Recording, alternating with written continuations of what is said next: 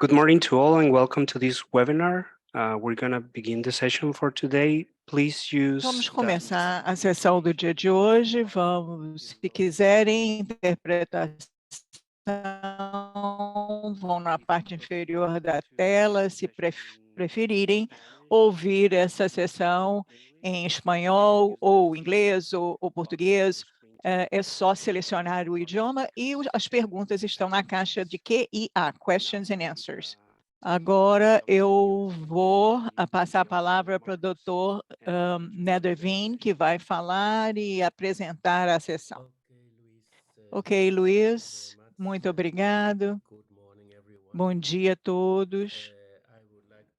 Eu gostaria de dar as boas-vindas a todos a essa semana de conscientização do consumo de sal, e nós temos o prazer de organizar os Estados-membros aqui na OPAS para reduzir o consumo do sal na nossa população. Recentemente, a Organização Mundial de Saúde lançou justamente um programa para reduzir a ingesta de sal, porque existem muitos óbitos, 1,89 milhões de pessoas morrem por ano associado com o excesso da ingesta de sal. E isso faz com que as pessoas estejam mais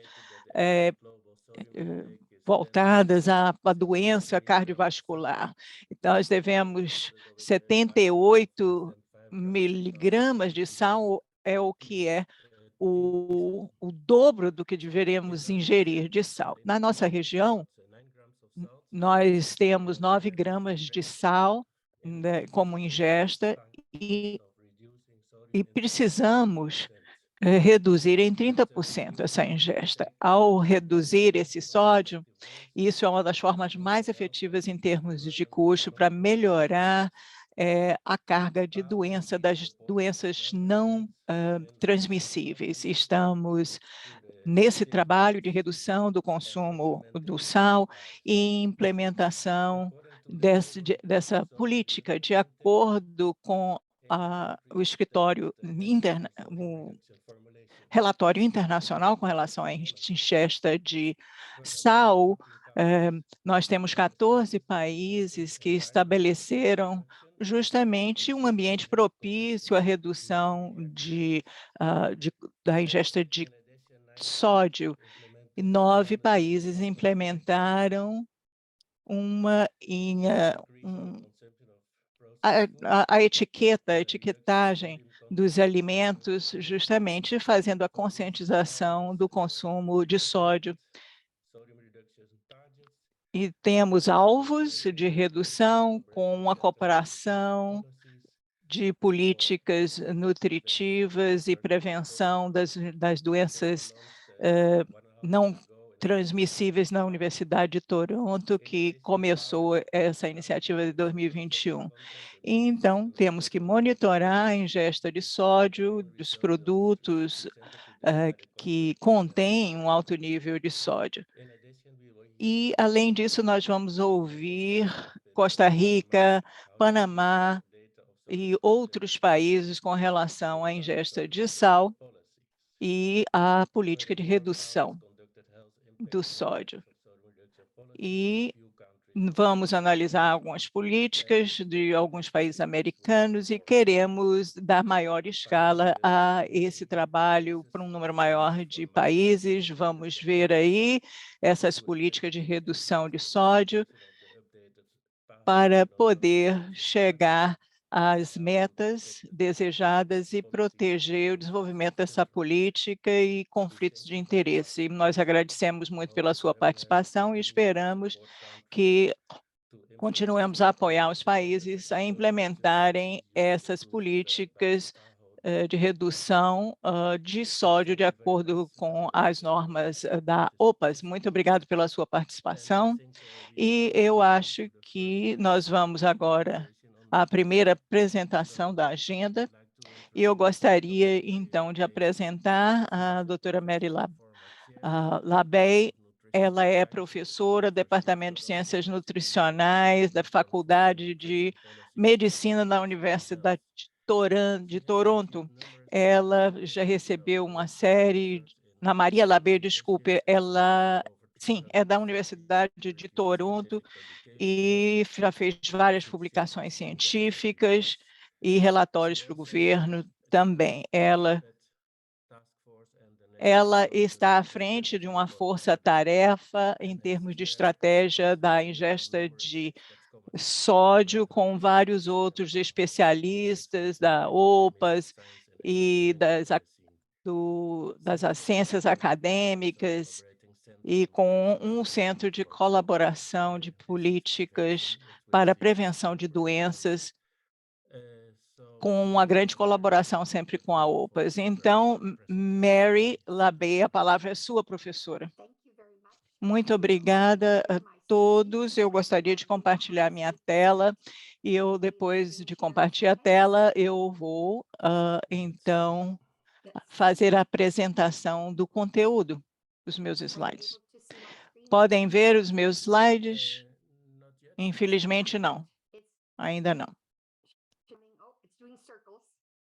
Está ainda no círculo, está baixando. Não, ainda não.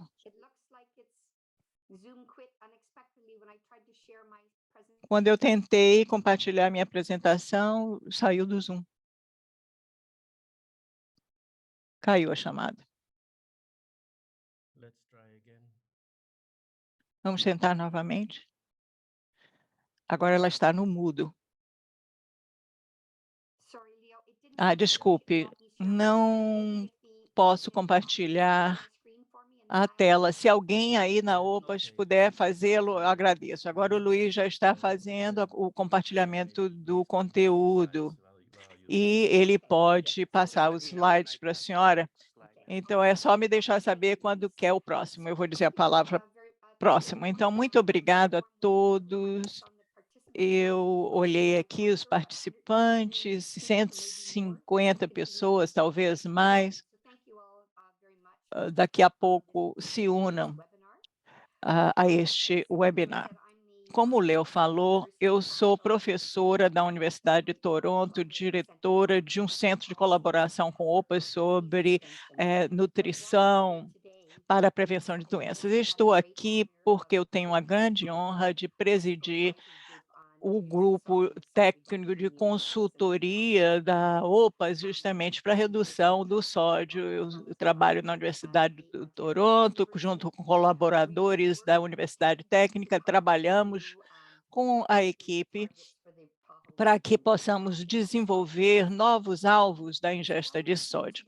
Então, o que eu vou fazer no dia de hoje? Eu vou fazer uma revisão geral das nossas metas regionais, como foram estabelecidas, e compartilhar também os resultados desse trabalho conjunto. Queria atualizar aqui os nossos alvos regionais, as metas. Isso está de acordo com a declaração de consenso, quando nós lançamos as metas em 2015, com várias fases do programa, atualizando sempre as metas, os alvos, e os objetivos em 2015 foram estabelecidos uma série de países, mas nós não tínhamos dados do consumo de sal. Quando nós anunciamos 2018, muitos alimentos já estavam cumprindo com esse objetivo para cumprir essa redução de 30% da ingesta de sódio. Nos anos de intervenção, desde 2015, já existem alvos estabelecidos nos países para mais categorias de alimentos. E agora nós temos já dados disponíveis em vários países com relação à ingesta de sal.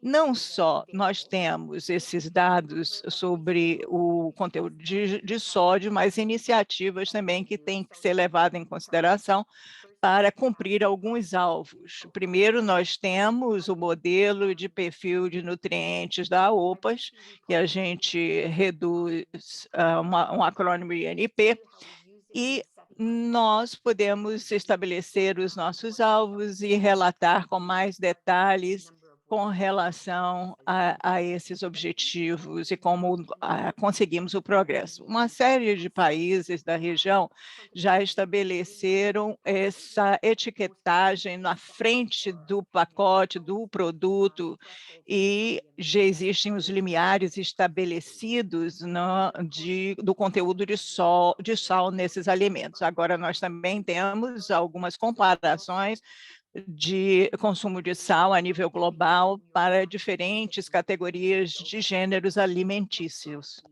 Próximo slide, por favor. Então, como nós estabelecemos esses novos alvos? Nós estabelecemos isso em 2015, esses alvos regionais que foram estabelecidos em 4 países, e examinamos também os objetivos no Reino Unido, e havia muito poucos dados, e a OPAS, então, promoveu a coleta dessa informação do consumo de sódio, e aqui eu posso mandar links para esses estudos.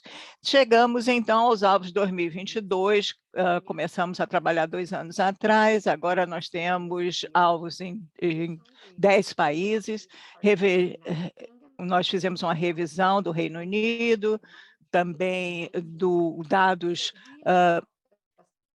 internacionais dos 19 países para determinarmos a viabilidade de se conseguir realmente essa redução de 30% que foi prevista do insumo ou da ingesta de sal. E com isso, nós temos uma abordagem diária para estabelecimento dos objetivos. Primeiro, aqui está expresso em miligramas para 100 gramas, de acordo como nós expressamos os nossos dados em 2015. E também miligramas por quilocaloria para aqueles países que querem usar isso em outras políticas, de acordo com o impresso no perfil de nutrientes da OPAS. Pode ser, então, por 100 gramas ou por quilocaloria, dependendo da utilização dos diferentes países. Quais são as metas e como são estabelecidas? Porque nós tínhamos dados desses 19 países, nós agora podemos estabelecer os alvos de 2022 com base numa redução de 15% do nível médio que nós vimos de 2013 a 2015, e nós também podemos, de 2015, né? E os alvos de 2025 foram estabelecidos com base numa redução de 30%, que é coerente com as estratégias globais da OMS para reduzir em 30% a ingesta de sódio.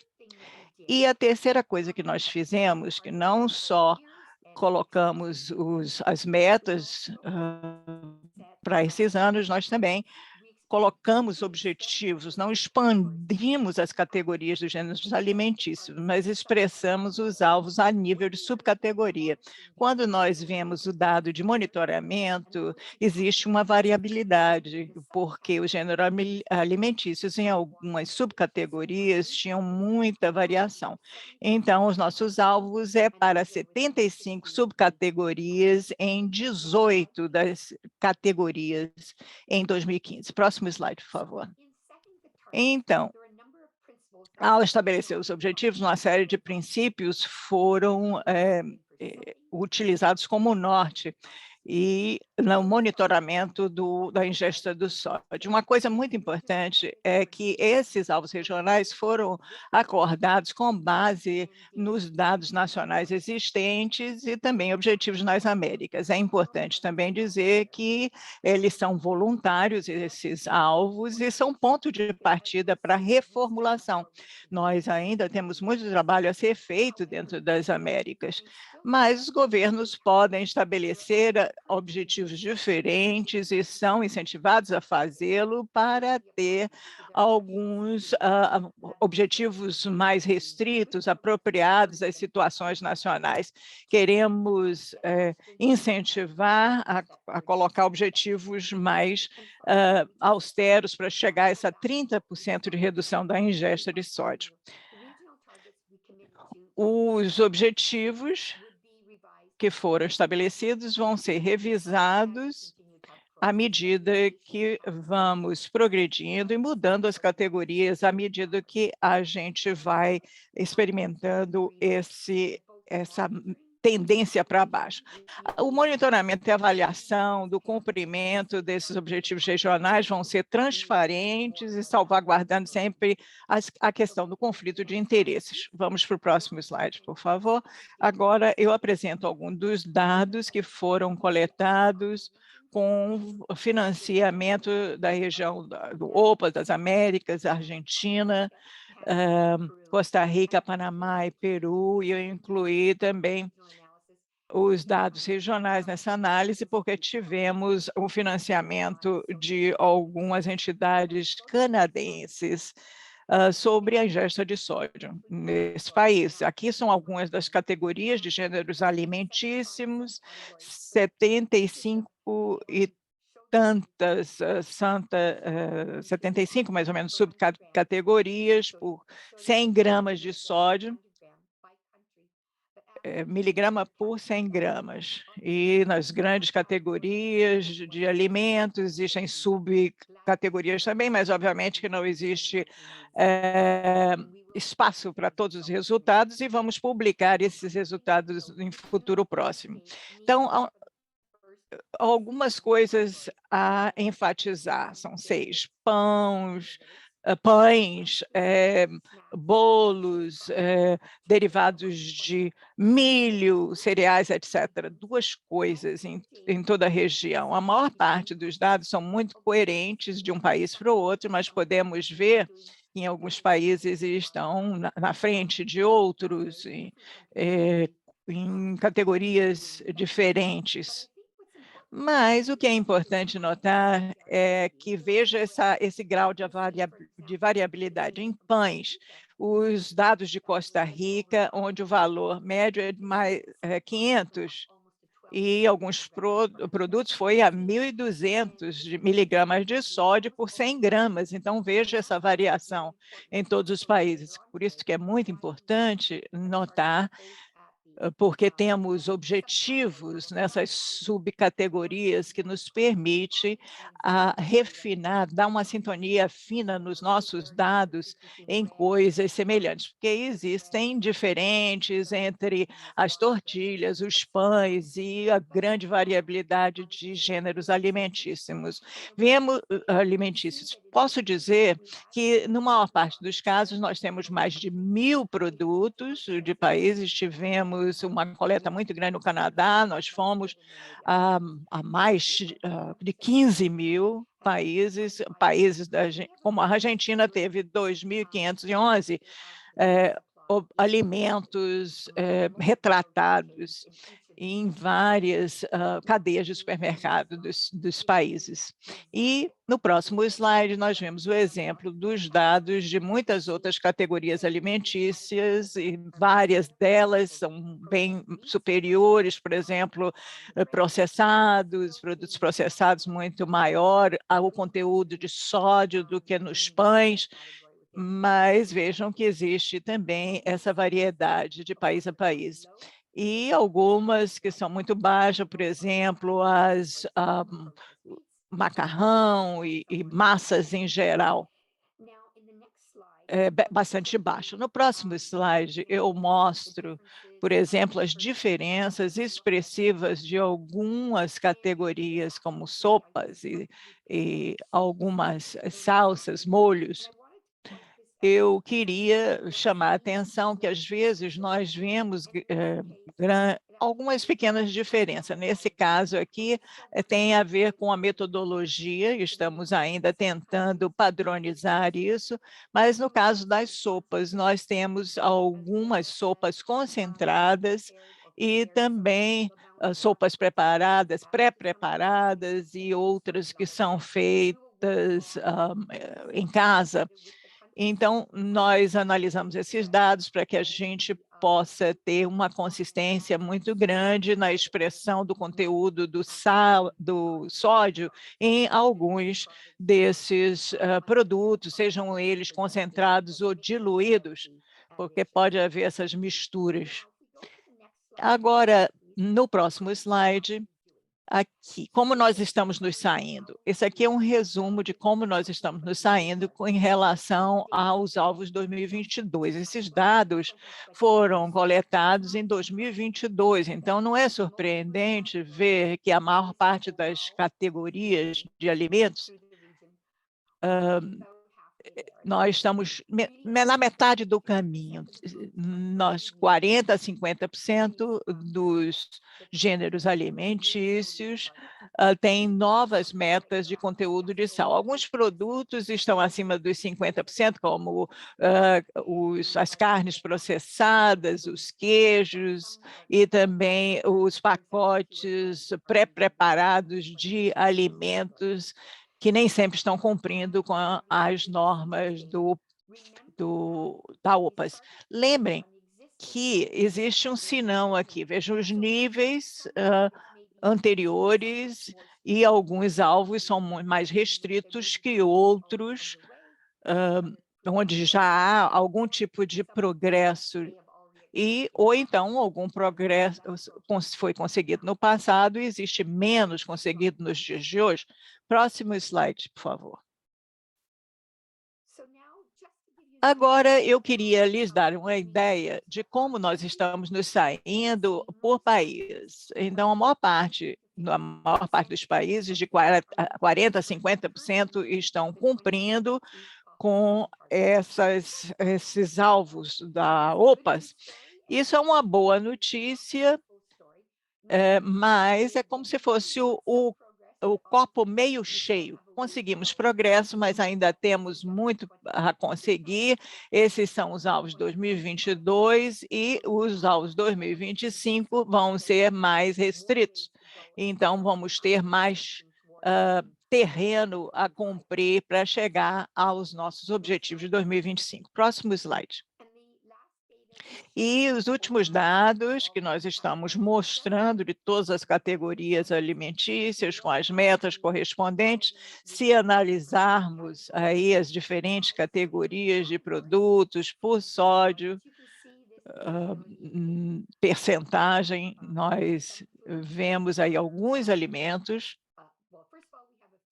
Primeiro, nós temos uma coerência muito grande entre os países e podemos ir mais ou menos entre 30% a 60%, não é, da redução do conteúdo do sódio versus os objetivos estabelecidos, e nem sempre se pode estabelecer essa correlação que um está na frente do outro, um país no outro. Alguns estão em algumas categorias melhor que outros, mas em outros alimentos, talvez o outro país esteja na frente.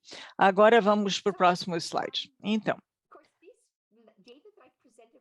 esses dados que eu apresentei anteriormente eram os dados que nós tínhamos de como estávamos nos saindo em relação às metas de 2022.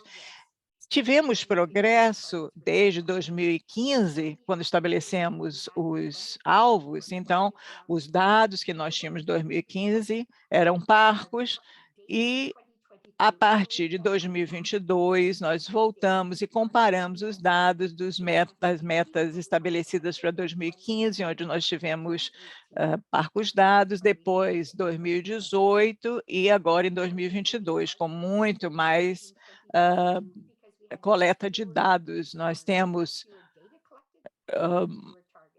menos alvos estabelecidos. Analisando esses números, nós tivemos algum progresso entre 2015 e 2018, fomos de 83%, cumprindo os alvos aí, para 89%. Mas, infelizmente, desde 2018, nós tivemos muito pouco progresso na região para cumprir com as metas. Desse tipo de dado, parece que, pelo menos nesses alvos estabelecidos, nós não fizemos progresso desde 2018. Na realidade, decrescemos em um ponto, estamos em 88%. Existem alguns desafios aí na cadeia de abastecimento com a Covid, as agências estavam com o foco em outros lugares, mas precisamos fazer essa chamada, precisamos ganhar mais foco na redução do consumo de sódio. Então,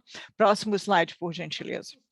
E isso aqui é só fazendo uma divisão em subcategorias, houve algum progresso em algumas categorias, dos dados de 2015, tivemos progresso em cereais, um pouco progresso em algumas carnes e salsichas, ou seja, carnes processadas, em alguns lanches, e talvez nós regredimos um pouco no consumo de sódio, mas não vimos depois alguns alimentos, não ganhamos muito em termos de progresso na redução do consumo de sódio e precisamos maior foco nas Américas.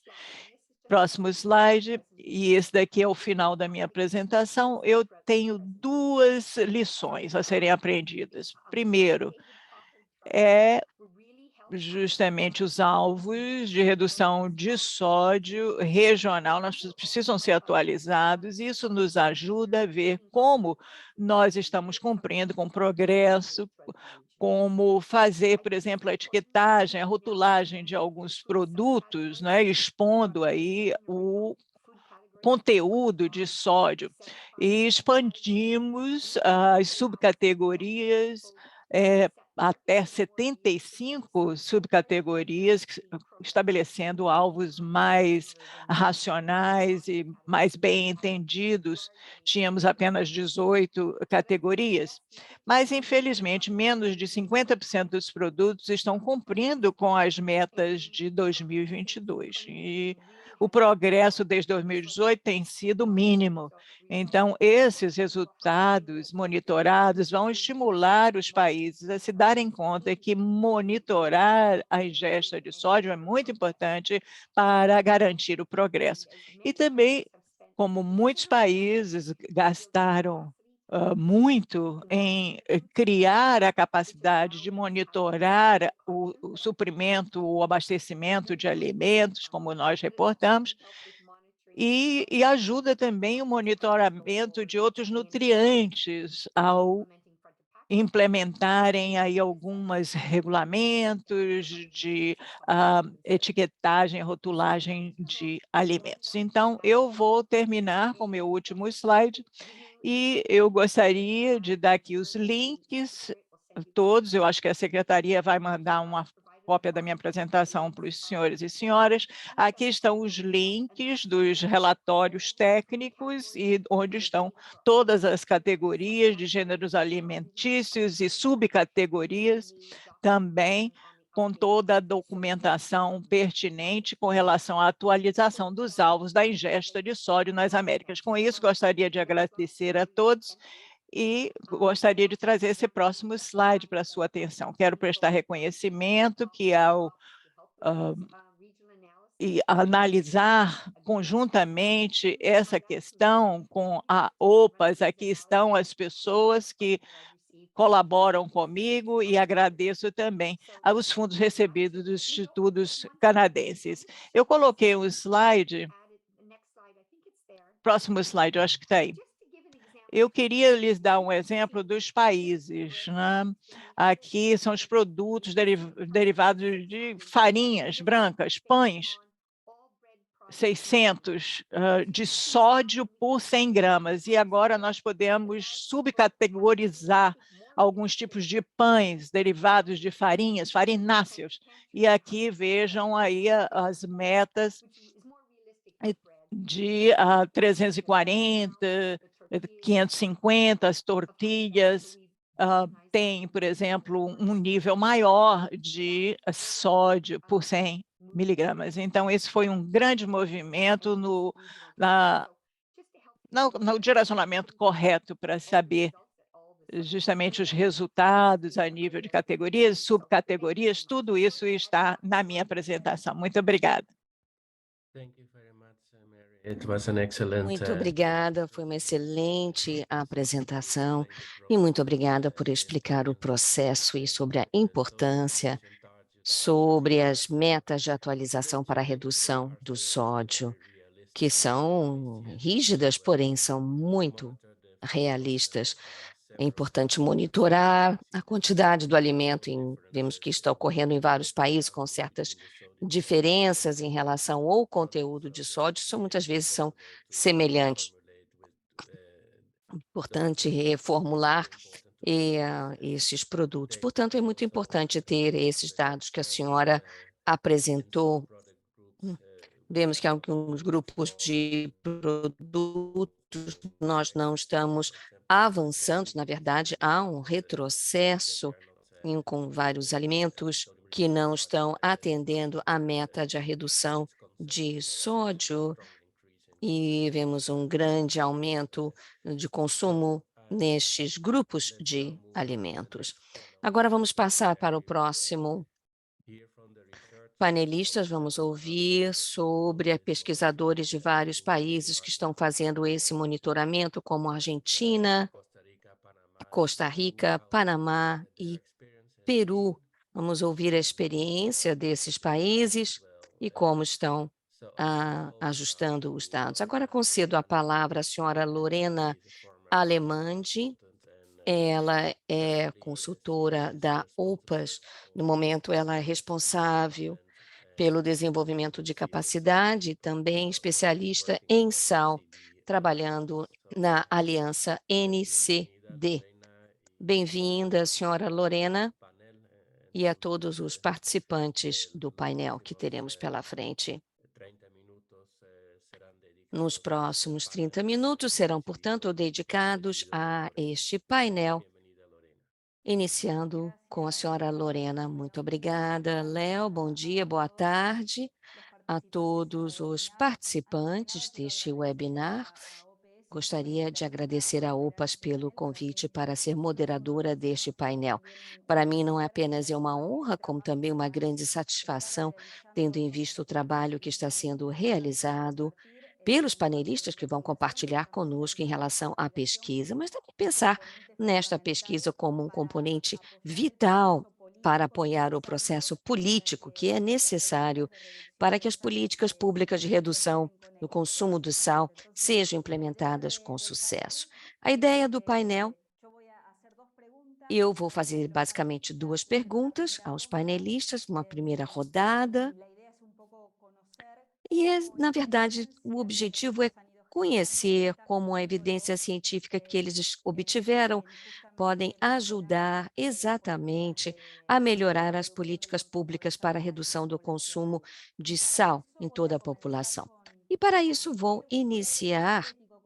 eu vou começar em ordem alfabética. Vou iniciar com a Argentina, apresentando a senhora Luciana Castronova, doutora em Ciências Sociais pela Universidade de Buenos Aires e faz parte da equipe FIC da Argentina, sendo coordenadora da área de pesquisa e já liderou vários projetos de pesquisa para a alimentação saudável, também é autora de artigos científicos publicados em revistas nacionais e internacionais, e vem participando também ativamente para a promoção de políticas públicas relacionadas ao tema que nos une hoje, inclusive a Lei Nacional para o Consumo de Sal, que é uma lei extremamente importante. Liana, vamos começar, Luciana, vou iniciar com a senhora para que possa nos dizer rapidamente qual é o estado atual das políticas públicas para a redução do conteúdo de sódio e também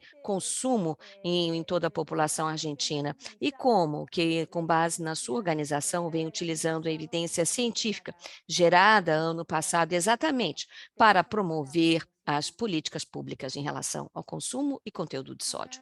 Com a palavra, Luciana. Olá, muito obrigada. Muito obrigada, Lorena, pela apresentação.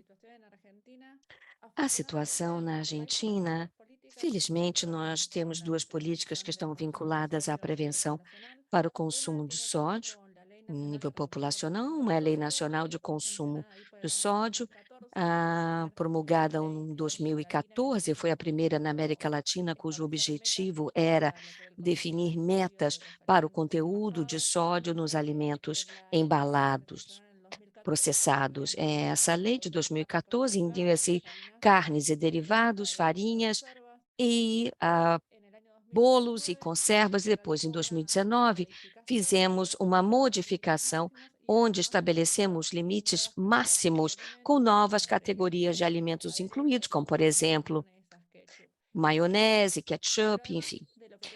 Além do que está vinculado com esta lei sobre o conteúdo de sódio, no tocante aos alimentos, nós temos também uma lei para a promoção da alimentação saudável, promulgada em 2022, cuja objetivo, com vários componentes, é o que está vinculado à lei sobre o rótulo frontal, que é colocado nas embalagens de documentos, com base no que a OPAS também define, incluindo a advertência sobre o conteúdo do sódio nesses produtos. Esse é o contexto normativo, respondendo à sua pergunta. E a segunda pergunta, como nós utilizamos a evidência científica. Nós aqui no FIC fizemos várias discussões que têm a ver com o conteúdo do sódio nos alimentos processados, embalados no supermercado.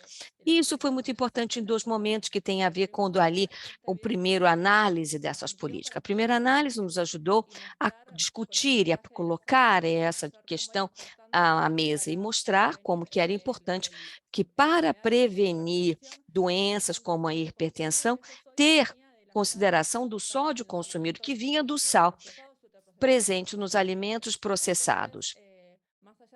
Então, logo após, com várias publicações científicas e outros materiais que mostrando de maneira clara e objetiva, dizendo esses alimentos que nós consumimos têm muito sal que nós não víamos e que era danoso para a nossa saúde, e que por isso tínhamos que promover políticas públicas em relação a isso. Isso ajudou a população para poder discutir isso com toda a população, mostrando que tínhamos que ativar, através de políticas concretas, dando uma resposta a essa problemática. Com base com essa evidência científica, no momento que a política já está implementada, tínhamos que monitorar o cumprimento, que é um outro grande desafio, muitas vezes até maior do que promulgar uma política pública. E o que nós fizemos no último ano nos ajudou a estabelecer quais são as metas onde temos mais obstáculos para que sejam cumpridas, principalmente aqui na Argentina, em relação às metas regionais, os limites da nossa lei de conteúdo de sódio, que são muito mais facilitados do que outras legislações. Então, tudo que está vinculado a essa proposta de lei que temos no país. Acho que eu falei rapidamente nos meus 3 minutos. Muito obrigada, Luciana. Sim, temos que lembrar aos panelistas que, por favor, compartilhe as suas ideias em 3 minutos, basicamente, para que tenhamos essa troca e mostrar a importância de como a evidência científica vem ajudando a Argentina, não apenas a criar essa vontade política para promulgar uma política pública, né, uma norma, e também um outro meio de monitorar isso, e como que isso, muitas vezes, sabemos, ajuda a gerar o apoio necessário que é importante para que a população esteja conscientizada. Vou agora passar a palavra com uma outra querida colega, a senhora Adriana Blanco Metzel, da Costa Rica. Ela é pesquisadora sênior do Instituto Costarricense de Pesquisa e Ensino em Nutrição e Saúde. Ela faz parte do grupo de especialistas da OPAS para a prevenção de doenças cardiovasculares em relação ao consumo do sal. Recebeu 3 prêmios internacionais em relação ao seu trabalho sobre ingestão de sódio e trabalha com várias redes científicas, comissões, sociedades internacionais e nacionais vinculadas à saúde pública, nutrição e alimentos. Bem-vinda, Adriana.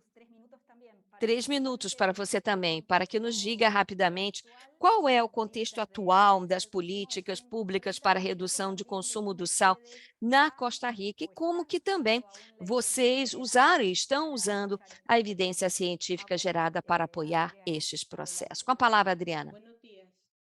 Bom dia. Bom dia, boa tarde para aqueles que estão no horário da tarde. Quero dizer que aqui na Costa Rica, no momento, nós temos 2 políticas públicas vigentes. Uma é uma aliança público-privada, assinada entre o Ministério da Saúde e a Câmara da Indústria de Alimentos, onde temos aí a entidade como parte do grupo técnico. Esta aliança, por sua vez, já vai cumprir um ano no próximo mês, e posso lhe dizer o que está ocorrendo. Esta aliança, o que ela pretende fazer é atualizar as metas da Costa Rica, que nós já tínhamos durante um grande período passado, onde tivemos ali um certo sucesso, pois já tínhamos tido um cumprimento da norma no tocante à redução do sódio, mostrando aí um aumento no cumprimento desta regra. Até a data de hoje, como foi dito pela doutora Mary Labé, em função da pandemia e outras situações fora do controle de todos nós, durante esse período foi de fato o nosso país, pelo menos aqui, nós priorizamos temas de saúde pública e não apenas as ações e também os recursos financeiros e recursos humanos. Pessoas que estavam se aposentando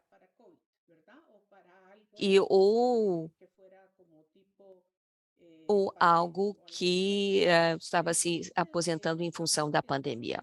Bom, podemos dizer que estamos no momento aqui, que estamos stand-by, ou seja, não houve avanço nem retrocesso em toda a região, nós ficamos diante de um impasse, não avançamos. Temos agora uma nova segunda política, que é um Plano Nacional da Estratégia Nacional para lidar com as doenças não transmissíveis, como doenças cardiovasculares, que o período 2022 para 2025, que é o período do novo governo. Portanto, estamos iniciando aqui um novo governo, então há questões que ainda estão sendo iniciadas. Neste plano de ação, incluímos a renovação da aliança público-privada, dessa parceria, e a atualização das metas para redução de alimentos com sódio, alimentos processados. Aí, estamos ampliando para incluir outros alimentos críticos, como, por exemplo, a gorduras trans e também para açúcares. Estamos falando de sódio, e este é um trabalho que tem que se iniciar e o mais breve possível, pois temos dados extremamente atualizados sobre a situação para negociarmos metas, e temos as metas que nós geramos com o nosso grupo técnico da OPAS. Bom, como estamos utilizando esses dados? Esses dados nós acabamos de gerar em novembro passado e já estamos em maio. Nós já estamos aí, o que nós conseguimos realizar são atividades de transferência. Uma ocorreu em dezembro e a próxima foi semana passada, voltado para o setor de saúde especificamente. E no momento, tivemos uma outra atividade onde tivemos todos os setores envolvidos, todas as partes interessadas, onde transferimos os resultados obtidos e também elaboramos exatamente uma revisão sobre essa política pública em relação a esse tema. E com esses dados, nós conseguimos disseminar essas atividades, lembrando o dia e a sua sal. Estamos aí, então, disseminando o conteúdo do sal em vários alimentos através das redes sociais. Isso basicamente, para não falar muito, isso basicamente é o que estamos realizando aqui na Costa Rica. Muito obrigada, Adriana. E E também vemos que na Costa Rica tem acordos voluntários e como que também o uso dos dados estão ajudando a equipe costarricense a socializar com atores chaves, que é extremamente importante. Setores distintos, não apenas o setor da saúde, tentando conscientizar outras populações, outros setores com meios, né, como, por exemplo, utilizando a mídia social, né, ou até mesmo esses policy briefs, são documentos informativos extremamente úteis para tomada de decisão. Muito obrigada, Adriana. Voltarei depois com perguntas para a senhora. Agora vou passar para o Panamá, apresentando a doutora Maria Fernanda Crocker, coordenadora do Centro de Pesquisa do INCA para a Prevenção de Doenças Crônicas, muita experiência na área de epidemiologia, nutricional, intervenções em políticas nutricionais, saúde e também tudo tocante ao ambiente alimentar. Atua principalmente no monitoramento e publicidade dos alimentos ultraprocessados na região da América Central. Bom dia, Fernanda. Com a palavra, nos seus 3 minutos, para nos contextualizar o que está ocorrendo e o que está fazendo no Panamá, e com todos os dados realizados. Olá, Lorena, colegas, muito obrigada, OPAS, pelo convite. O Panamá tem um plano de ação para a redução do consumo de sódio, chamado 2022-2025, lançado pelo Ministério da Saúde em dezembro de 2022. Então, portanto, é recente esse lançamento. Esse plano tem 6 linhas de ação, cada uma com o roteiro, com atividades específicas, e este projeto, esse monitoramento que fazemos aqui no Panamá, definiu 2 linhas de ação específicas. A primeira é sobre a vigilância e monitoramento do sódio, onde podemos aí definir o conteúdo do sódio e os alimentos processados, definido com as metas regionais. E, claro, da mesma forma, o Ministério da Saúde está preparando 2 estudos adicionais. Um é sobre a determinação, sobre a detectar o sódio na urina e definir as fontes do sódio através de uma enquete, onde o ENCAP também estará participando. Esse projeto nos ajudou a dar resposta sobre a linha de ação para a promoção do conteúdo de sódio nesses alimentos trans, com as categorias dos alimentos processados. Para isso, parte desse nosso estudo é que nós queríamos disseminar a evidência científica para o setor que fabricava alimentos. Tivemos uma reunião com esse setor, segmento de fabricante de alimentos, apresentamos os estudos, apresentamos as metas regionais, desconhecida por grande maioria desses fabricantes, mostramos também sobre as várias lacunas, e isso contribuiu para dar como se fosse um impulso para mobilizar o setor produtor desses alimentos e uma conscientização para essa reformulação. Também elaboramos um policy brief com a evidência compartilhada com essa reunião. E o próprio Ministério da Saúde continua neste esforço, utilizando os resultados desse estudo e tem identificado e segue com essa proposta com grupos prioritários, por exemplo, ali associações de padarias, queijos, alimentos processados, trabalhando agora com um grupo multidisciplinar de acadêmicos para propor propostas de disseminação para fabricantes de alimentos tocante ao sódio. Agora vou falar sobre evidência científica rapidamente. Temos ali formulação de legislações e normas e nesta mesma abordagem estamos dando um grande apoio por parte do Ministério da Saúde para continuarmos impulsionando novas legislações em relação ao rótulo, com advertência em relação ao aspecto nutricional, também com ações coordenadas com a sociedade civil e a universidade. Há outras ações, por exemplo, esforços para disseminar e conscientizar a população sobre a redução do uso do sódio, e, nesse sentido, o Ministério da Saúde está elaborando webinars em relação ao aspecto nutricional.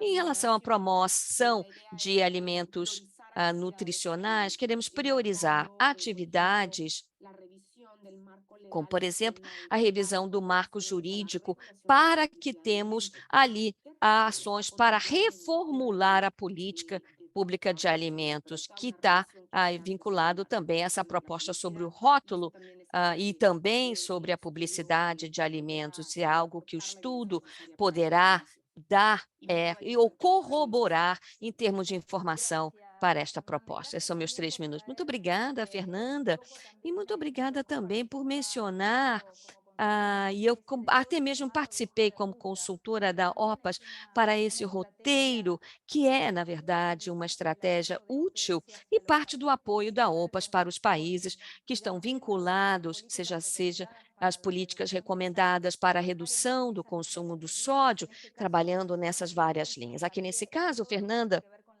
ela mencionou tudo que tem a ver com a vigilância e monitoramento dos conteúdos de sódio, e esse estudo ajudou muito, e que é importante que tenhamos dados científicos suficientes sobre quantidade de sódio consumido pela população, qual é a fonte desse consumo. Então, fiquei muito contente em ouvir os avanços que você mencionou e por ter nos atualizado nesse sentido, e cumprimento ao Panamá por esses avanço, fortalecimento dessa capacidade dos vários setores e como estão utilizando a evidência científica e planejando ações para avançar em relação à regulamentação. Muito obrigada, Fernanda. Vou passar aqui com uma outra colega. Vou passar agora para o Peru, apresentando a senhora doutora Lorena Saavedra, nutricionista formada em nutrição pública e alimentação saudável, metabolismo também pela Universidade Peruana e coordenadora de projeto Crônica, no Centro de Excelência em Doenças Crônicas da Universidade Peruana Caeto Heredia, e membro também sobre um Centro de Enfermidades Crônicas das Américas. Ela vem desenvolvendo pesquisas na área de saúde pública, políticas alimentares e doenças crônicas. Bem-vinda, Lorena, bom dia. E lhe concedo ali os seus 3 minutos para que nos diga qual é a realidade peruana e o uso da evidência científica para apoiar o processo no seu país. Muito obrigada. Bom dia, Lorena, muito obrigada pelo convite.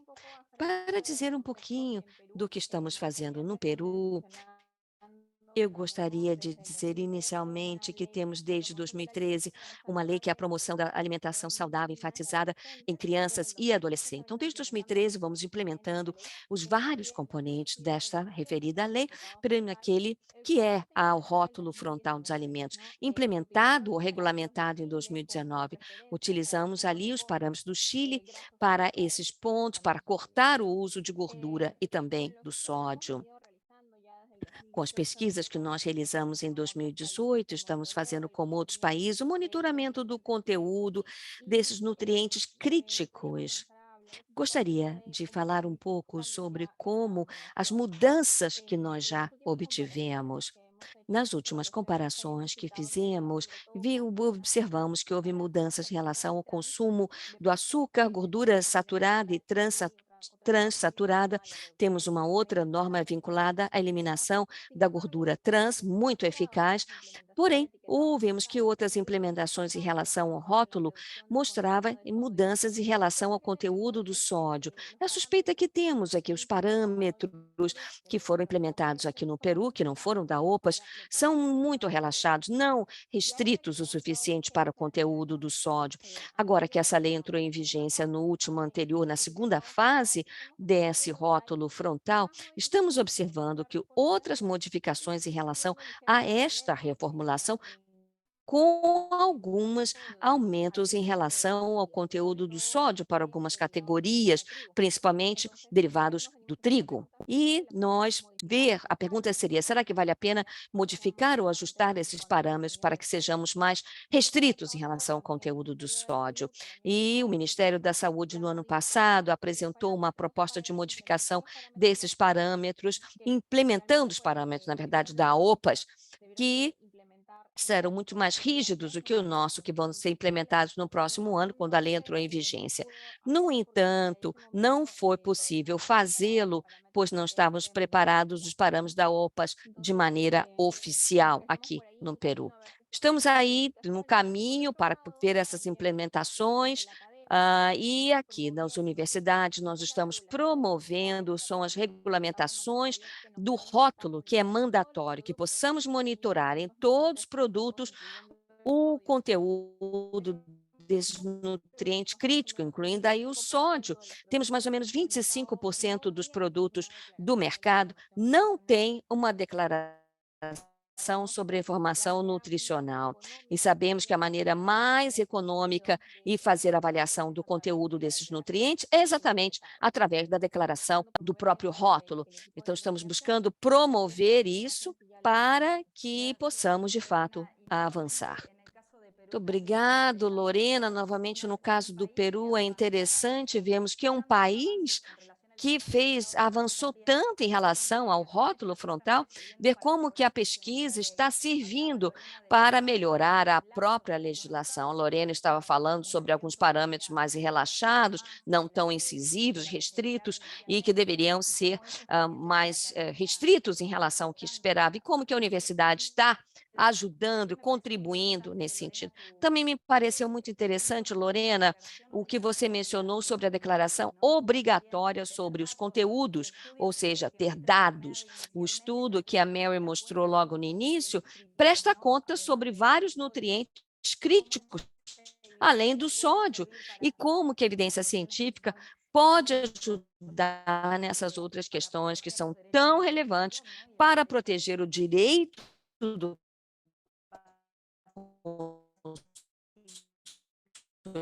consumidor e o próprio direito à informação. A pergunta tem mais a ver com que cada um desses seus locais onde estão situados, sociedade civil, universidade, compartilhem as lições aprendidas em todos esses processos, desafios, obstáculos a serem superados a nível institucional, como também a nível da realidade política em cada um dos seus países. Vou pedir novamente, encarecidamente, não mais de 3 minutos para cada uma, e vou fazer aqui um esclarecimento que vale a pena. Independentemente do que a reformulação seja uma política vital, quando falamos sobre a redução do conteúdo do sal, temos que levar em consideração as 5 políticas da OMS, que tem a ver com a vigilância, com o rótulo frontal, o aspecto de marketing, os ambientes saudáveis, a conscientização sobre a população também. E, sim, vou conceder a palavra inicialmente à Luciana para que nos diga rapidamente sobre a sua experiência na Argentina, sobre desafios, lições aprendidas, obstáculos superados, que você poderia ali deixar para os nossos participantes. Bom, um principal desafio tem a ver com participar dos debates e tudo que tem a ver com promoção dessas políticas.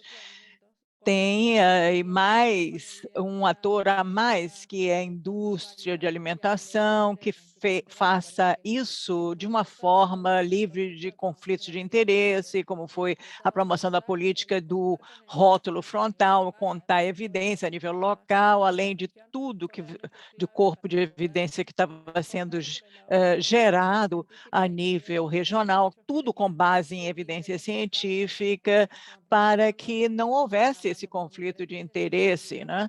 E que as pessoas pudessem falar livres de qualquer tipo de interferência.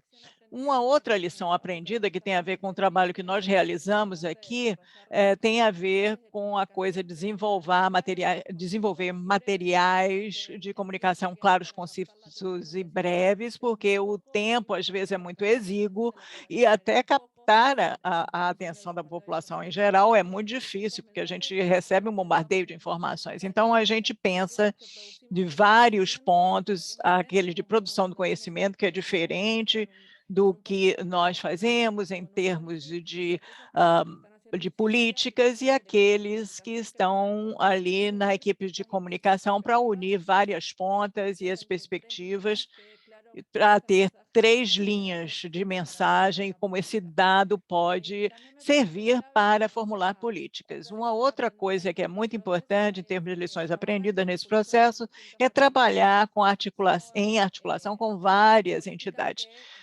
São políticas que envolvem vários interesses, vários atores em contextos políticos, econômicos, etc., que é muito difícil unir forças com organismos internacionais, daí vem o apoio da OPAS, da Unicef e de outras organizações também, acadêmicas, da sociedade civil, para ser uma frente comum com relação ao objetivo e a necessidade de promover algumas políticas. Nesse sentido, também trabalhar identificando diversos atores a nível de organização e também daqueles que têm o poder de decisão nas mãos, quem são os atores chaves, e às vezes isso implica um trabalho de formiguinha para ir identificando e mapeando quem são as partes interessadas no tema e que têm a capacidade de realmente poder impulsionar essa agenda dentro de ministérios, repartições públicas, etc., e gerar um diálogo que seja fluido com esses atores. Eu acho que todas essas são ações que nós vimos implementando e que foram importantes para poder conseguir as políticas anteriormente mencionadas. Muito obrigada, Luciana. Agora eu vou passar para você, a Lorena, a Adriana, aliás, e, por favor, fale da Costa Rica e das lições aprendidas lá. Está no mudo. Ok. Muito obrigado. Sim. Então, embora sejamos um país pequeno, e às vezes nós acreditamos que isso não acontece, então nos damos conta de que a parte industrial está muito na frente da gente. Eles sabem quais são as necessidades de negociação prévia, e como você disse, são acordos voluntários, e eles conhecem o conteúdo de sódio dos seus produtos, embora não declarem, porque na América Central não é obrigatório fazer o rótulo, né? E com conteúdo do sódio. Então, existem outros países que têm uma margem na frente de nós, e tem de nós na Costa Rica, da gente aqui na Costa Rica, e existem algumas implicações também de comunicação de massa. Uma coisa muito importante é a questão do governo. O governo tem que dar seguimento aos compromissos que quer implementar, sejam eles quais sejam, porque senão não vai haver avanço, progresso e pode haver até retrocesso, como de alguma forma nós sentimos isso aqui. E nós vemos que existem projetos de lei, né, e em matéria de política pública que de alguma forma influenciam no avanço de certas políticas que estão já aprovadas. Por exemplo, o projeto de lei do rótulo na frente do alimento, né, que complicou um pouco a negociação. Eu não estou dizendo que eu seja contra, não é isso, mas uma coisa influencia na outra e exerce uma grande pressão. E, por último, nós vimos em uma outra lição, ou verificamos essa lição, que eu não sei se é de outros países também, possivelmente que sim, que muitas vezes os produtos não são reformulados, produtos que já têm um nicho e que são populares, e eles lançam novas versões de produto reduzido em sódio, para não perder espaço naquele que já está no mercado, né? E alguns desafios que nós temos do ponto de vista da sociedade civil, sim, nós achamos que nós devemos nos envolver mais, dar seguimento a essas negociações das metas, com fóruns, com diálogos, com projetos de lei, inclusive, o mais antes possível. E o meio acadêmico precisa apoiar os ministérios e os governos locais, a nível de municipalidade, para fazer treinamento nesse tema. Outro desafio é a necessidade de atualização das metas, como eu falei, mas também o acompanhamento. Nós devemos monitorar. E depois nós precisamos que a indústria reformule os seus alimentos pré-existentes, produtos já existentes, né? e precisamos de um rótulo com os ingredientes na América Latina. Nós estamos negociando, mas o tempo vai passando, os anos vão passando também, nada acontece, além de chegar realmente a essa coisa do rótulo frontal. Então, precisamos que outras propostas de intervenção sejam geradas, e, além dessas, que têm a ver com as metas, acho que nós temos a área de marketing comercial, e tudo isso tem que ser levado em consideração. Muito obrigada, Adriana. Vou passar agora a palavra para você, Fernanda, para você falar aí do ponto de vista do Panamá. Bom, eu posso me identificar com todos os problemas, as dificuldades e as lições aprendidas pelas minhas colegas, né? Da nossa perspectiva, existe a importância de contar com ações de incidência para vários níveis, vários públicos-alvo, né, na tomada de decisão, para o setor também da indústria fabricante. E uma das atividades específicas desse estudo, eu acho que ficou aprendido, né, que nós temos que falar das metas, das brechas. A indústria não conhece as metas. Então, alguns deles se demonstraram interessados porque estão desenvolvendo produtos com uma quantidade reduzida de sódio. Eles estão criando novos produtos, não retirando os antigos.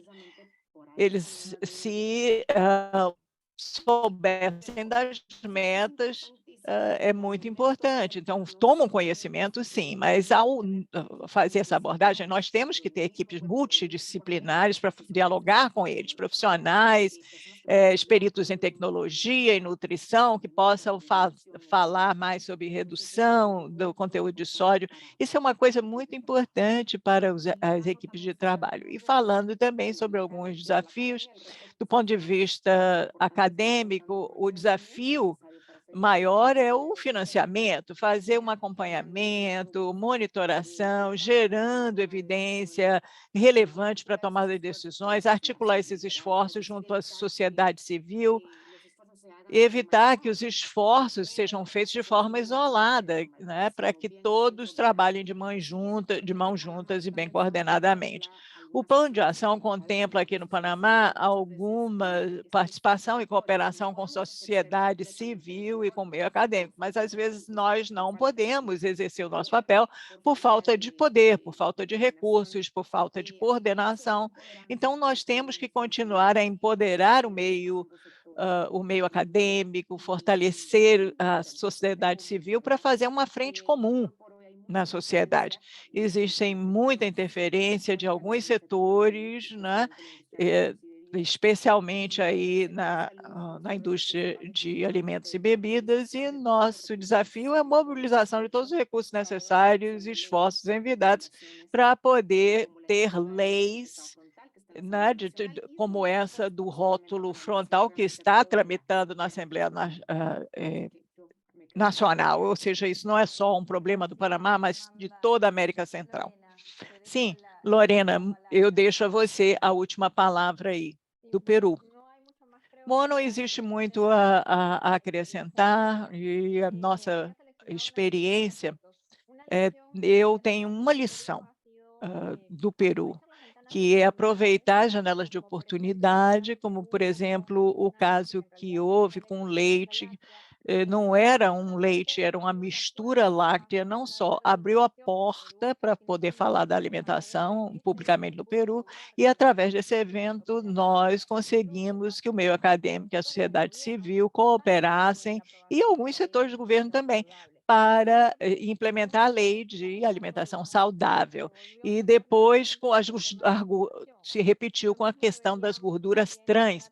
Nós temos que estar atentos do meio acadêmico e da sociedade civil nesse quesito também, para gerar mais conscientização em relação ao consumo e à ingesta de sódio. Isso seria a primeira lição, aproveitar janelas de oportunidade. E como desafios, Vocês conhecem bem a situação política e, às vezes, temos dificuldade no meio acadêmico para dialogar com aqueles que tomam a decisão a nível político.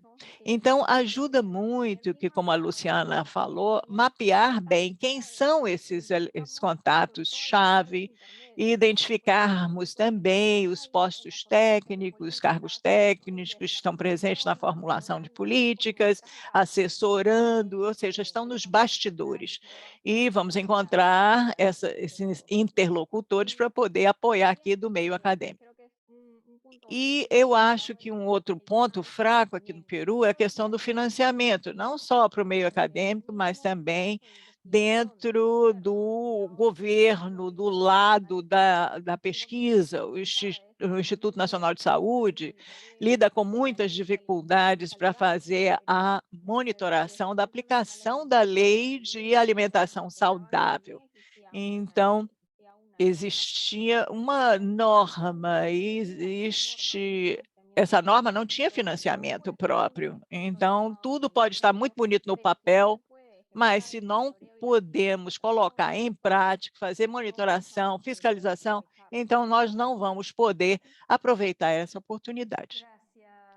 Muito obrigada, Lorena, e quero agradecer a todo o painel, foi muito, muito interessante ouvir todas as suas experiências, o trabalho que vem sido desenvolvido, é muito bom poder avaliar a participação da meio acadêmico, da sociedade civil, na formulação de políticas, ressaltar algumas coisas aí para poder encerrar o painel. A importância de gerar esses estudos a nível local é muito grande, que os países tenham a evidência local, a Luciana falou isso no princípio, para poder influenciar a agenda política com dados claros, bem definidos, a questão de financiamento também não são de só menos importância. Então, as organizações do meio acadêmico e que os orçamentos da saúde contemplem também essa questão do consumo de sódio.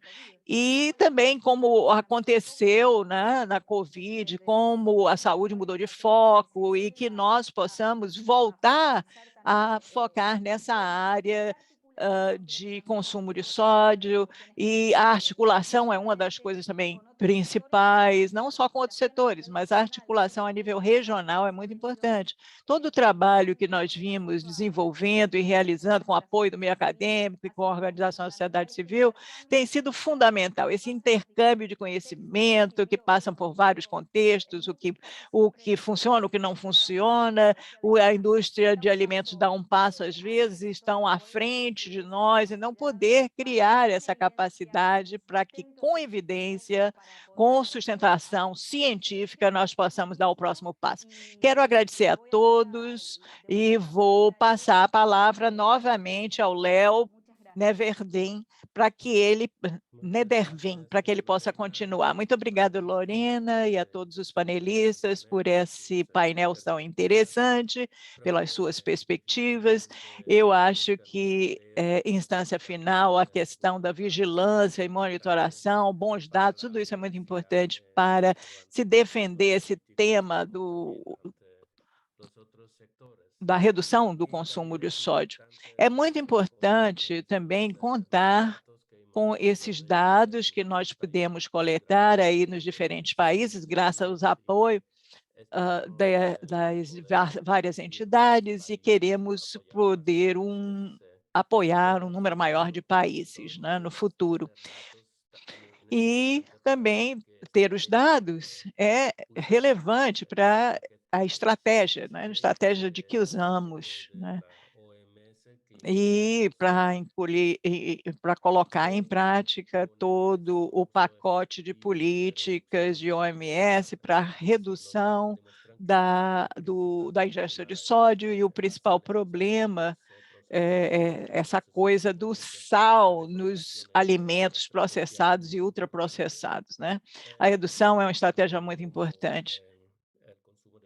E o consumo desses alimentos processados e ultraprocessados está aumentando cada vez mais, então temos que buscar evitar, né, esse consumo e nos voltar mais para os alimentos naturais, que são baixos em sal, frutas e verduras, etc. E também o rótulo frontal com as restrições alimentícias, com também a menção de políticas fiscais.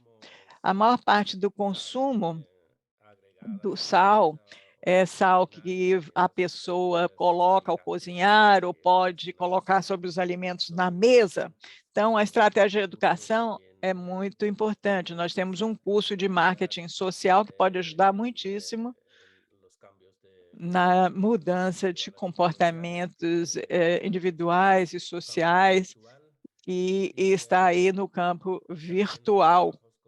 E temos trabalhos também com dentro de entidades como as escolas, que devem ter normas e padrões e limites dos nutrientes, nutrientes, por exemplo, o conteúdo de sal em relação ao que está à venda na cantina da escola, e também ter a educação nutricional. Então, não é só uma ação isolada, mas sim o pacote total de medidas que faz o todo, que fica uma coisa mais efetiva e eficaz. Para continuar com o evento, vamos escutar agora o próximo palestrante, o orador, que é Eduardo Nilsson, que é um colaborador muito forte com essa questão do conteúdo de sal da OMS, e ele vai falar um pouquinho sobre os estudos de simulação que nos dão subsídios e dados para melhorar as nossas políticas de nutrição. Então, vou passar a palavra ao Eduardo Nilsson. Ele é pesquisador da Fundação Oswaldo Cruz, da Universidade de São Paulo, no Brasil. Então, Eduardo, a palavra é sua. Muito obrigado, Léo, parabéns a toda a OPAS pela organização desse webinar, e especialmente por essa semana de conscientização do sal. Eu vou mudar para o inglês, porque a minha apresentação está em inglês. Então, o que eu tenho aqui que primeiro eu vou falar sobre os estudos de simulação. Eu não tenho nenhum conflito de interesse a relatar nessa apresentação. Eu queria destacar e reforçar o que foi dito anteriormente, que a OMS incentiva um pacote de estratégias para reduzir o sal, dependendo aí dos que reformulado, compra de alimentos, rótulos nutricionais, ou listando ingredientes, campanhas de mídia, de massa, restrições de marketing e políticas fiscais. Isso aqui é a foto que nós temos nas Américas, é o panorama aqui no hemisfério ocidental. Mary, Adriana e eu vimos trabalhando desde o princípio nesses diálogos, desde 2010. É muito bom ver muitos países discutindo e implementando essas políticas de redução do consumo de sal.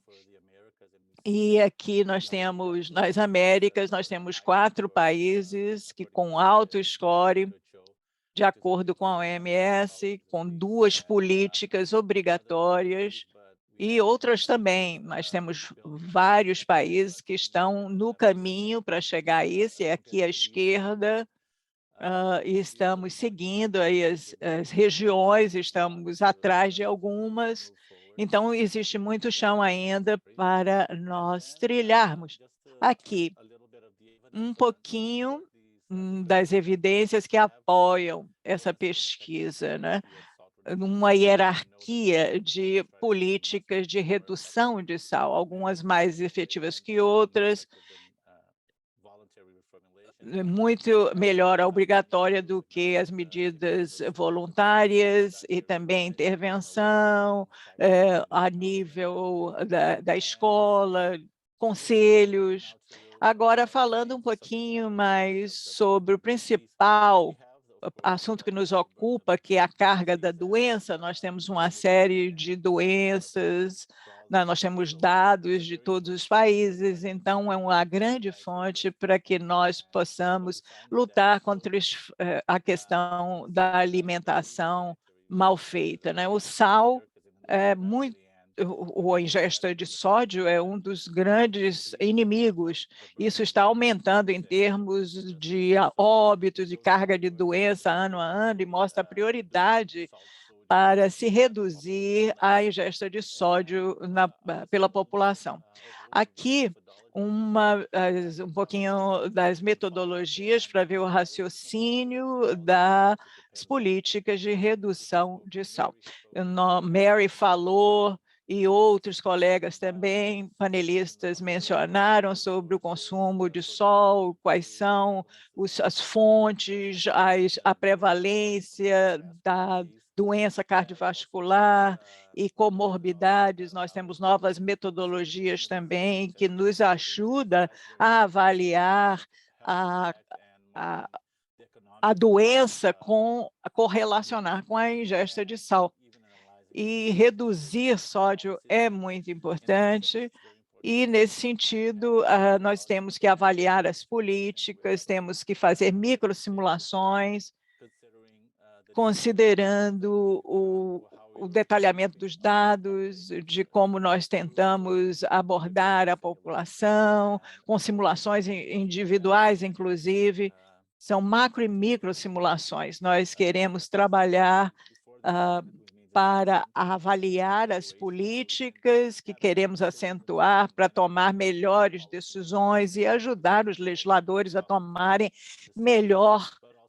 melhores decisões, com uma relação custo-benefício muito melhor, e também a implementação dessas políticas. Alguns exemplos de avaliação de política, né? Nós vamos fazendo o desenvolvimento dessas macro e micro simulações para análise, modelos podem ser analisados para ver quais as medidas devem ser adotadas em termos de carga de doença e diferenciar entre o custo direto e indireto da doença e para a saúde, para a parte da saúde. Nós temos também perda de produtividade com pensões, são custos indiretos. O primeiro estudo que nós fizemos foi na Argentina, em 2013, e foi muito importante para a região, porque nos deu aí cenários importantes a serem analisados.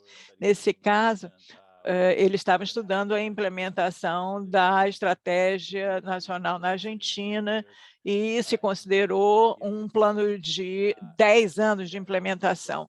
E isso é uma coisa que nos levou a incluir esse tipo de estudo nossa avaliação das políticas de redução de sal nas Américas. Tem um impacto também na economia da saúde. Esse projeto foi muito importante, foi coordenado pelo a nossa colega Adriana Blanco, e embora o projeto terminou, nós temos muita coisa ainda acontecendo em termos do monitoramento do conteúdo do sódio nos alimentos. Estamos trabalhando no impacto e na economia da saúde atualmente. Esse é um dos modelos principais que estamos utilizando na região, que se chama PRIME, que é o modelo integrado de risco prevenível da Universidade de Oxford, e rapidamente analisa vários tipos de fatores de riscos, dietéticos e não dietéticos, e nós nos concentramos no enfoque da dieta e da ingesta de sal, e que é realmente o modelo se baseia muito no monitoramento da pressão arterial e doenças cardiovasculares, e isso pode ser analisado em termos de alvos de consumo de sal, recomendações da OMS, para nós possamos ver aí, analisar os diferentes cenários com micro e macro simulações que se baseiam na percentagem do que é um fator atribuível à alteração da pressão arterial e também as meta-análises que foram elaboradas. Então, não é muito intenso em termos de dados, existe necessidade de dados e correlação dos óbitos em relação à ingesta de sódio. Nós também temos informações de 5 em 5 anos e podemos até entrar na perspectiva de faixa etária, gênero, etc. Eu vou começar com o PRIME no Canadá, onde nós tivemos 2 grandes estudos coordenados pela Mary e Nádia, que é a principal autora, uma colega que vem desenvolvendo um estudo de doutorado justamente sobre o conteúdo de sódio e a ingesta de sal. E nós temos cenários das recomendações dos 300 miligramas de sódio por dia, que vai reduzir a 3,7%. E se nós aplicarmos as recomendações da OMS de 2 miligramas por dia, nós vamos chegar a uma redução de 5,6% das doenças cardiovasculares e se chegarmos a 1.500 miligramas por dia, isso vai aumentar a prevenção de óbitos em 9,1%. Então, é muito importante que as metodologias sejam aplicadas. Eles publicaram um estudo muito interessante, com impacto de vários cenários do rótulo frontal. No caso do Canadá, não é só a redução do sódio, mas também açúcares e gorduras. Existe um impacto aí muito grande, com critérios mais estritos, utilizando aí o perfil de nutrição da OPAS, para que nós possamos comparar essas políticas com esse tipo de metodologia e aplicamos isso a outros conceitos. Comparamos com a Argentina, que foi um pouco diferente, depois o Canadá e agora Costa Rica, onde nós fizemos muito trabalho em termos de mortes atribuíveis à ingesta do sal. Isso cresceu em 13%, e temos que chegar a 5 miligramas de ingesta de sal por 100 gramas, né? Não temos um panorama muito otimista, mas vamos reduzir em 15% e vamos reduzir os óbitos em 5%.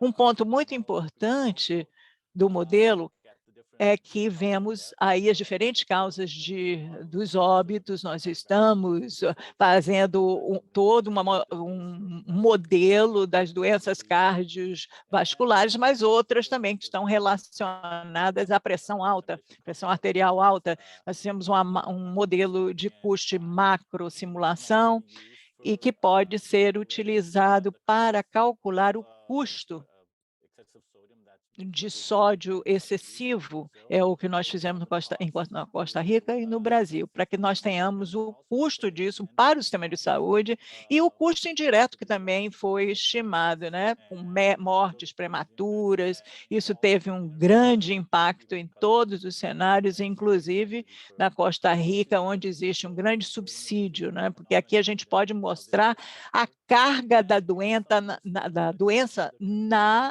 economia da saúde. E estamos utilizando o PRIME no Paraguai, que mostrou e demonstrou um impacto muito grande, com menos de 5 miligramas de sódio por dia e evitando muitos óbitos, e fizemos essa análise também para o México, com cenários diferenciados. Primeiro fizemos um modelo do impacto de todas as mortes atribuíveis a um excesso do consumo de sal e analisando os cenários de 30% de redução até o ano 2025. Existe um grande impacto e existe subsídio para essas políticas, foi aprovada inclusive para publicação em breve.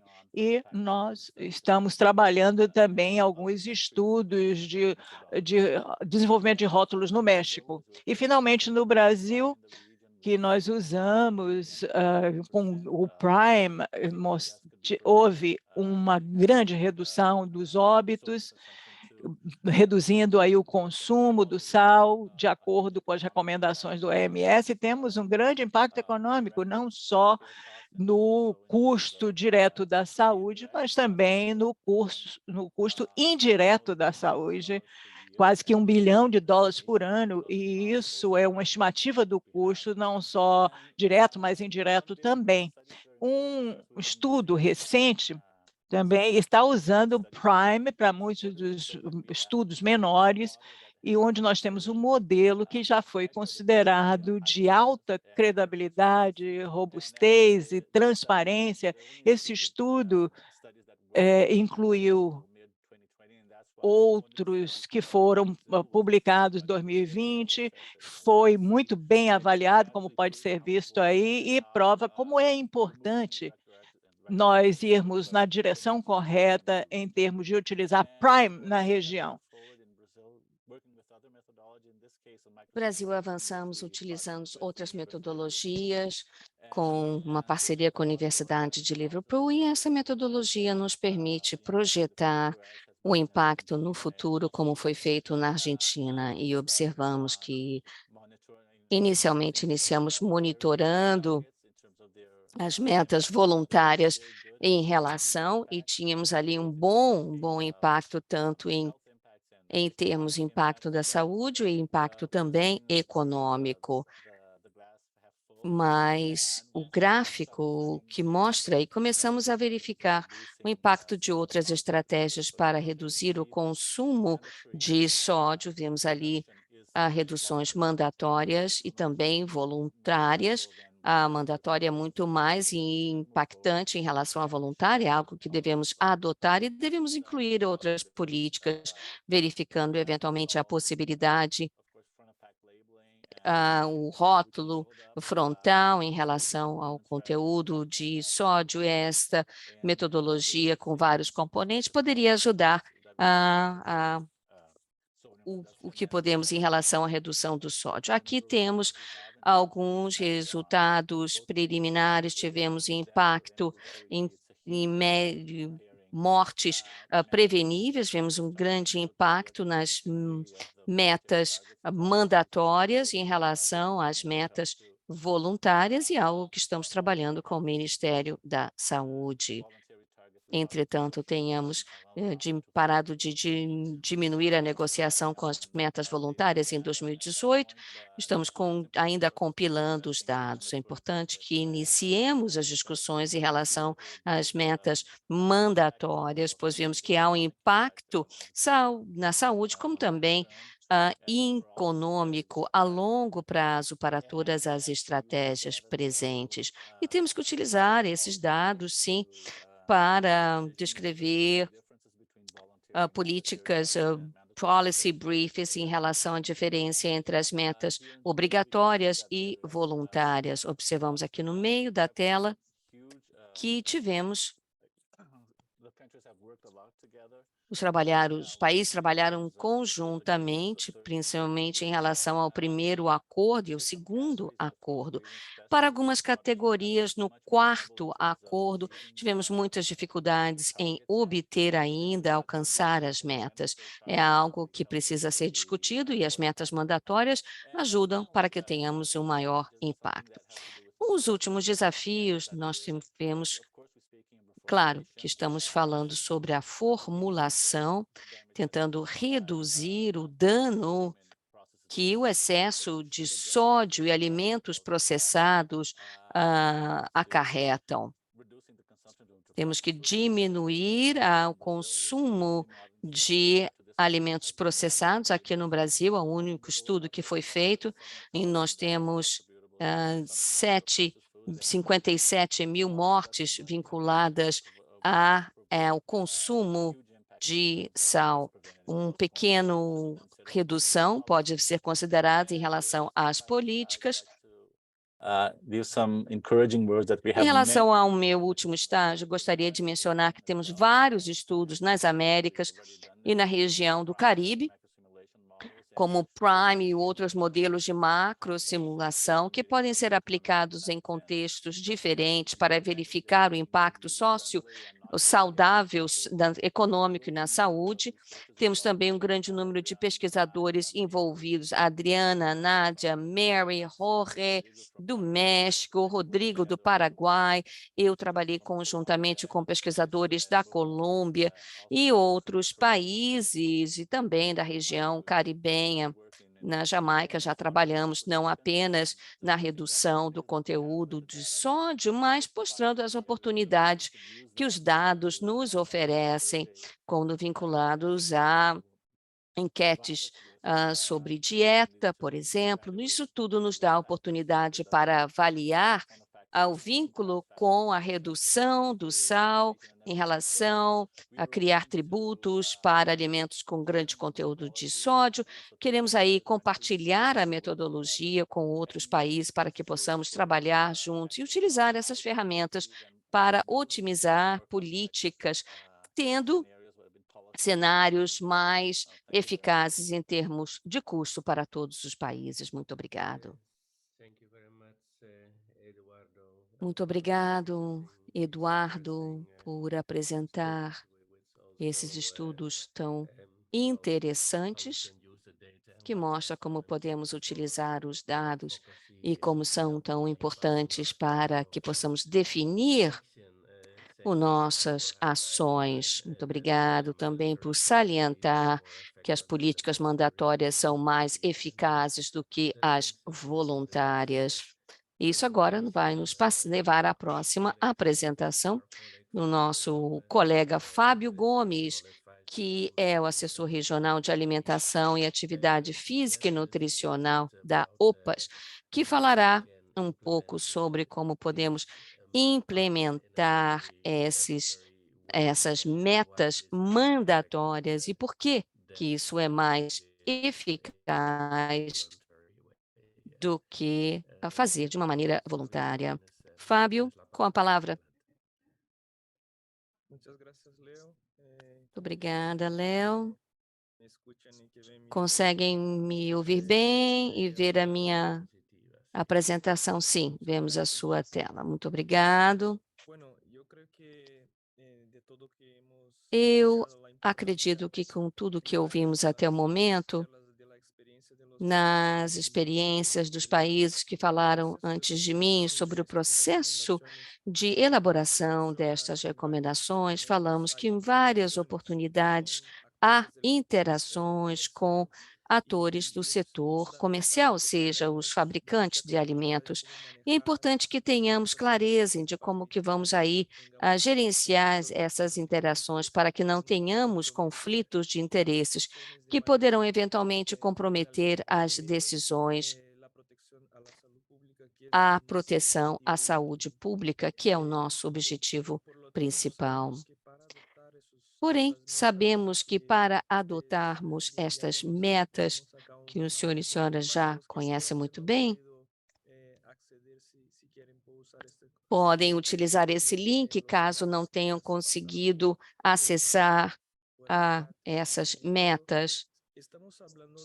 Estamos aqui falando de uma estratégia para reduzir o consumo de sódio que vai muito além de uma elaboração. A proposta é que possamos colocar juntamente esse conjunto de ações sobre a importância da adoção dessas metas e como outras políticas podem ajudar e como gerenciar a interação com outros atores para que possamos obter resultado positivo dessas políticas.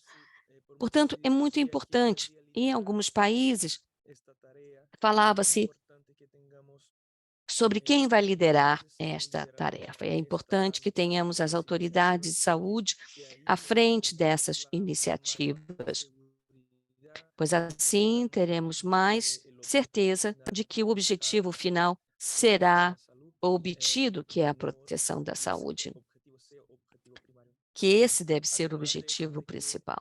Além disso, a adoção das metas é vital para que possamos limitar a presença desses produtos no mercado. Isso vai muito além de que esses produtos possam simplesmente existir no mercado em opções variadas, mas as únicas opções disponíveis para a população são opções que vão, de fato, reduzir a ingestão desses consumos. Porém, se temos essas metas claras e já realizadas, sabemos que muitos produtos vão continuar com excessiva quantidade de sódio, não dentro da sua padrão de identidade, porém, podem aumentar e são excessivos no conteúdo de sódio, o consumo tem que ser restrito. Então, estamos falando sobre um conjunto de políticas, como o rótulo frontal, a restrição de marketing e outras propostas, como iniciativas para reduzir o uso de outras formas que estão vinculadas ao sistema alimentar, para que tenhamos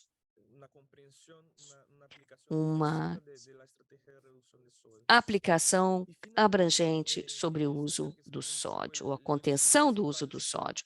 O enfoque principal deste nosso diálogo agora, exatamente, é que estas ações, muitas vezes, ocorrem através da promoção de ações envolvendo mais de um setor, não apenas o setor da saúde, mas outros setores do governo. E muitas vezes a interface com outros atores da sociedade fora do governo. E é, portanto, fundamental que tenhamos salvaguardas adequadas contra os eventuais conflitos de interesse, sem os quais podemos passar muito tempo, ou até mesmo atrasar esse benefício para a população, ou ainda podemos chegar a um resultado de política que seja tão débil quanto o status quo, e que, ao longo do tempo, poderá perder a sua eficácia, pois gerará uma erosão do efeito e por várias razões. Uma delas seria o próprio aumento do alimento processado. Por exemplo, se tivermos uma redução do sódio que não seja tão substancial nos produtos processados, e se continuarmos com um aumento significativo no consumo de produtos processados ou subprocessados, essa redução do sódio gerará apenas um dente na curva de consumo de sódio, continuamente haverá o consumo. Então, temos que juntar essas reformulações com a redução da existência desses produtos, até mesmo aqueles que continuam definindo as metas em relação ao conteúdo de sódio. Para isso, que essa interface com outros atores que são os fabricantes, né, estão vendendo esses produtos, é importante que essa interface seja bem regulamentada. E é por esta razão que, tendo em vista sobre essa necessidade que os Estados-membros nos outorgam, nós desenvolvemos esse roteiro para ajudar os países para que possam prevenir e evitar os conflitos de interesse em programas e políticas nutricionais a nível de país, oferecendo mais perguntas do que, na verdade, as respostas que os países têm que se questionar no momento que vão interagir com outros atores, principalmente do segmento comercial. Isso é muito importante, pois os países muitas vezes têm regras claras para os funcionários como tem que ter essa interface com atores externos, porém não tem muitas regras claras sobre a interação institucional com os órgãos de governo, por exemplo, com o segmento comercial. E isso pode, eventualmente, gerar interações que, em certos momentos ou com uma maneira inadequada, poderá comprometer a elaboração de políticas e até mesmo implementação e fiscalização da mesma. Quando estamos buscando soluções para prevenir o conflito de interesses, o mais importante para encontrar essas soluções é entender que há e reconhecer que há um problema. Seja o Estado ou qualquer órgão do governo não reconheça de que há um problema de conflito de interesse, um eventual conflito de interesse, não vamos avançar muito com as soluções, pois se não é um problema, não precisamos de solução. Portanto, o primeiro passo para avançarmos na prevenção de conflito de interesse é discutir sobre o problema, para que tenhamos o reconhecimento do problema. Se é uma entidade que tem que ser regulamentada, ela tem que ter a sua participação restrita neste processo, sem o qual nós não vamos ter garantido o objetivo primário. Poderíamos ali ter outros objetivos secundários corporativos que poderão eventualmente interferir com o objetivo principal, que é a proteção da saúde. Então, é importante que os estados, que os governos, que as universidades, a sociedade civil tenham esta discussão e que possam expor a importância deste problema para que tenhamos o reconhecimento social da existência do problema e, assim, poderemos pensar soluções. E, claramente, quando pensamos nos problemas, temos que pensar na causa do problema. Muitas vezes há um conflito de interesse, quando ocorre, não vem por parte da entidade regulamentadora, mas sim em relação das táticas das corporações que estão tentando interferir nas políticas para favorecer os seus interesses corporativos. Isso já vimos, sabemos que está claro, tanto no mundo, na indústria de alimentos processados, e aqui documentamos aqui na região da América Latina e do Caribe, como podem ver, mas sabemos muito claramente da interferência do tabaco, a indústria do álcool, com táticas extremamente semelhantes. Estes setores da indústria, que são os fabricantes ou estão eventualmente associados a estes setores, segmentos comerciais, para a promoção de produtos não tão saudáveis, eles têm táticas muito semelhantes, que se aplicam de forma, digamos, circular, dependendo do círculo das políticas. Eles vão tentando, em cada etapa do ciclo das políticas, eles tentam incidir sobre o processo político para de que alguma forma possam ali definir as políticas a seu favor. Inicialmente, impedir que aquela política avance, uma política eficaz que define as metas que nós estamos aqui discutindo, somente as metas mandatórias embasadas em evidência e com a mais rigorosa evidência científica dos nossos países aqui nessa região. Eles tentam impedir para que isso possa avançar, tentando propor substituição para essas políticas, o que pode ser, por exemplo, uma outra abordagem, que nós aí vamos falar sobre educação, quais são as metas, ou como falamos sobre o rótulo frontal, ou tentamos ali restringir a venda de produtos processados ou subprocessados, onde estamos tentando convencer a população que devem evitar o consumo dos mesmos. Se eles não conseguem, e se a política ou a proposta da política avança, eles buscam atrasar a política. E uma das estratégias utilizadas é ali inserir dúvidas. Será que esses dados são corretos? Precisamos mais de evidências para estarmos seguros, são os questionamentos que fazem. E isso exatamente é apenas para, novamente, atrasar o processo, tendo em vista que não conseguiram substituir a política por algo do interesse dos mesmos. Muitas vezes, quando não conseguiram atrasar as políticas, agora sim vão tentar debilitar a política pública e vão tentar novamente debilitar os parâmetros, talvez por reduzir um pouco a meta aqui, ou mudar os critérios para o rótulo frontal, não restringir esse espaço aqui da publicidade, por exemplo, dentro da legislação. Enfim, eles vão tentando criar espaços para que possam ter a política mais enfraquecida ou do que uma política de boas práticas. E, novamente, voltam a tentar atrasar pois não tenham conseguido debilitar os parâmetros, querem aí postergar a implementação, definindo prazos altíssimos para que as metas possam ser acatadas. Suponhamos a meta para 2024, 2023, eles podem alegar que vão tentar postergar para que essa meta seja cumprida apenas em 2030, enfim, muito além do prazo previsto. Bom, buscando aí atrasar o benefício que a população já poderia estar obtendo. E, por último, caso não tenham obtido sucesso, depois da uma elaboração da política, com boas práticas adotadas, com prazos viáveis e bem estabelecidos, já prestes a serem implementada, é muito possível em vários países a indústria tenta novamente impedir que a política avance, quantas vezes com ações litigiosas contra o Estado, dizendo que isso está extremamente rigoroso e que não deveriam impor as restrições deste porte. Então, é muito importante que tenhamos claro as táticas que podem ser utilizadas pela indústria e ver a importância de prevenir essa interação desses atores em espaços e em momentos que poderão ser danosos ou nefastos para esse processo, pois isso poderá facilitar que eles possam utilizar essas práticas mencionadas.